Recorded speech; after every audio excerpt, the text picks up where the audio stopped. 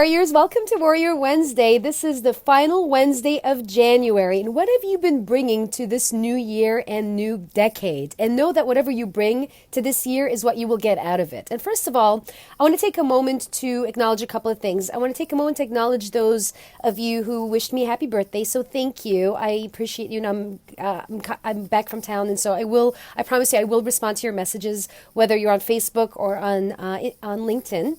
So I promise to circle back with you. And I also want to acknowledge that last Wednesday I did not do a Facebook Live, and it was due to a technical glitch while I was on the train to Boston. And what you can expect from me moving forward is if I had an issue, I will let you know that I can't make it, so you guys are aware of that. So thank you, team, for being patient with me as we're going through this journey together.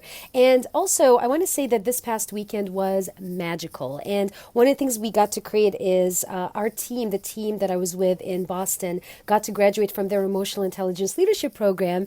And in that experience, they've created amazing results, and you'll see on my social media what kind of results the team that I coached and captained created. And if you've not done emotional intelligence leadership, that's your opportunity to jump in and do it. And you get with the program, because guess what? Your life will never be the same again. And for those who've done leadership or have done emotional intelligence leadership, know exactly what I'm talking about. So if that's of interest to you, just send me a private message, and I'm happy to support you with that. So first of all, 2020 is your year, baby. This is your year, Vision 2020. It's your decade. It's your year to transform yourself and also to reinvent yourself. And we're also officially in Aquarius season. And as many of you know, my birthday was on Saturday, which is the 25th of January. And also it was the Chinese New Year, and we're in the year of the rat, which is really cool. So how cool is that? We're in the year of the rat. So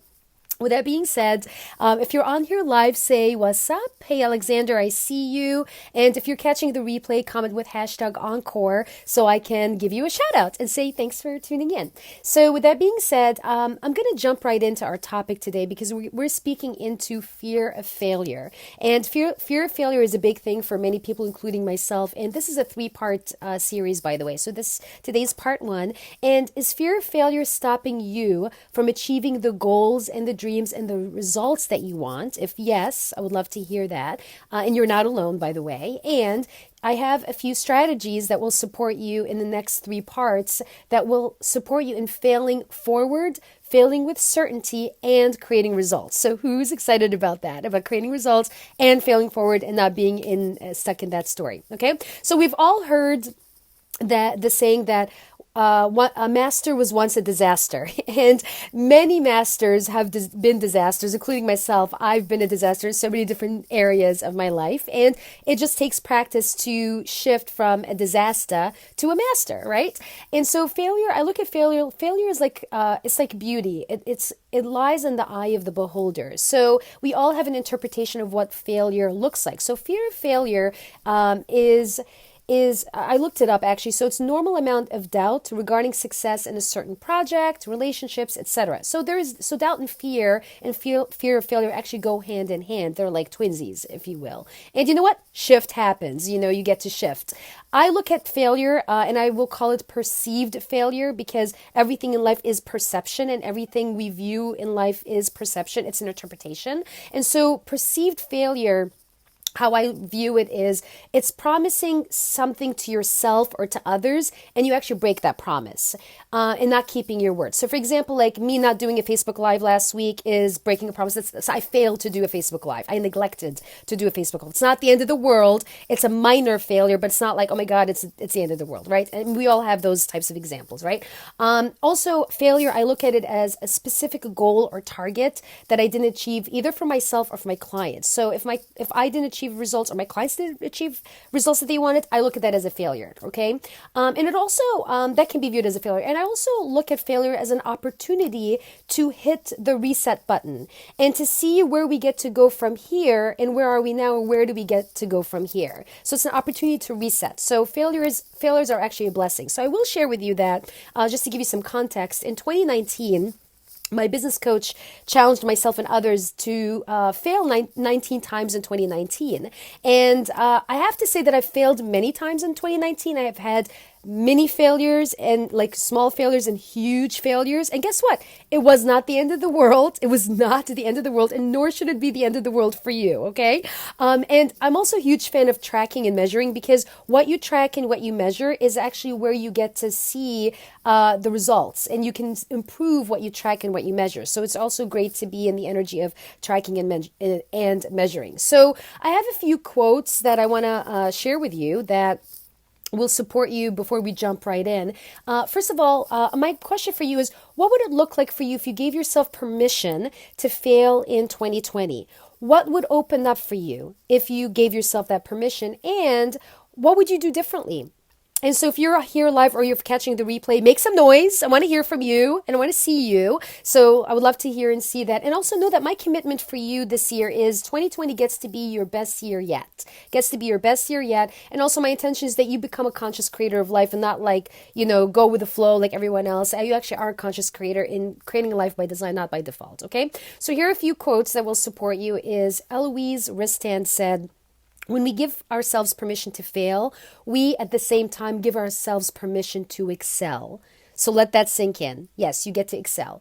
Thomas Edison, who created the light bulb, said, "I have not failed. I've just found 10,000 ways that don't work or won't work," right? So 10,000 ways that didn't work. Amazing way of looking at it. Paulo Coelho said, "There's only one thing that makes a dream impossible to achieve, and that is the fear of failure." So if you want to achieve your dreams, you get to overcome that fear of failure or conquer that fear of failure. So here are some strategies for you. I'll jump right in real quickly. So first of all, you want to connect with where your fear is coming from. What is the source of that fear? You want to write it down and also commit to conquering that fear. And know that we're only born with two innate fears. And those innate fears are fear of falling and fear of loud noises. That's it.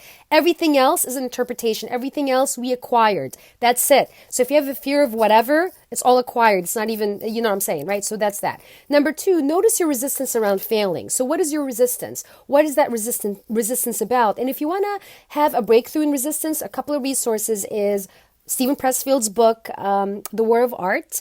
He speaks in depth about resistance, so that's your opportunity. And then secondly, emotional intelligence leadership will definitely support you in having a breakthrough in resistance, okay?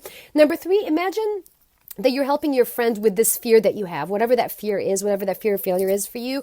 Imagine that you're helping your friend with that fear, and what would you tell them? What would you tell them to do? And so whatever you tell them, that is what you get to coach yourself on, coach yourself to success, okay? And then you get to quiet that inner voice in your head, that inner chatter that tells you, you can't do this, you can't do that. And you also get to focus on what you want and why you want it, okay? You also want to reframe your failure. Know that failures are lessons that you're learning that will help you to grow. And if you're committed to your growth, you will likely fall and step back up. I mean, that's just really what happens, right? So imagine like when you were learning how to ride a bike for the first time. You fell, you got up, and you did it several times. You failed many times, but then you learned how to ride a bike. No difference. So you want to reframe your conversation of failure. And then finally, before we wrap up, is take note of all of your failures year to date.